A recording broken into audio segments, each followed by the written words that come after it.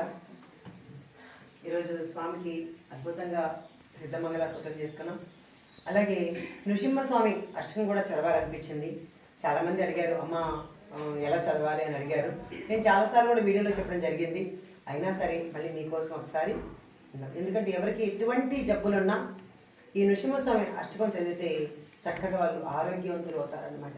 కాబట్టి ఈ శ్లోకం ఒకసారి మీరు తల్లం పన్నారు కాబట్టి మీరు కూడా ప్రతిరోజు చక్కగా చదువుకోండి అనమాట. ఇది సాక్షాత్తు మనకు నృసింహ సరస్వతి అంటే దత్తాత్రేయ రెండవ అవతారం అనేటువంటి ఆయన దగ్గర నరహరి శర్మ అనే భక్తుడు అనంతరంగా పాడాడు అనమాట. అంటే కుష్టి వ్యాధి వచ్చినప్పుడు. కాబట్టి ఇలా వాడండి.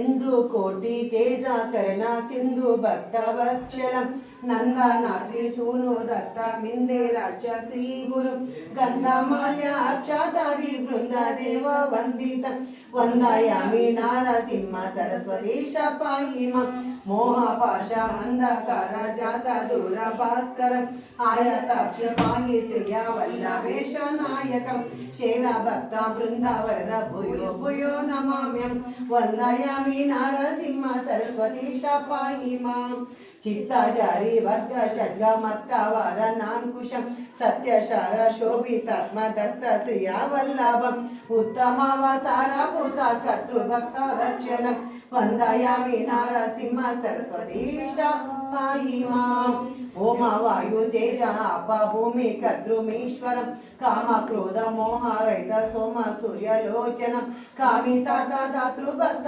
కామధేను శ్రీ గురు వందయామి నరసింహ సరస్వతి శపాయిమా పుండరీక నాయతాక్ష కుండలేందు తేజసం చండ దురిత కండ నగ దండధరి శ్రీ గురు మండలిక మౌలి మాతండవ సీతానన వందయామి నరసింహ సరస్వతి శపాయిమా వేద శాస్త్రాస్తుత్య పాదమాది మూర్తి శ్రీ గురు నాద బిందు కళాతీత కల్ప పాద సేవయం శైవ భక్త బృంద వరద భూయో భూయో నమామ్యం వందయామి నరసింహ సరస్వతి శపాయిమా అష్టయోగ తత్వ నిష్ఠ తుష్ట జ్ఞాన వారిది కృష్ణ వేణి తీరవాస పంచనది సంగమం కష్టదైన దూర భక్త తుష్ట కామ్యదాయకం వందయామి నరసింహ సరస్వతి శపాయిమా నారసింహ సరస్వతి నామమౌష్టమౌక్తికం హారకృత్య శారదేన గంగరాజ్య స్వాత్మజం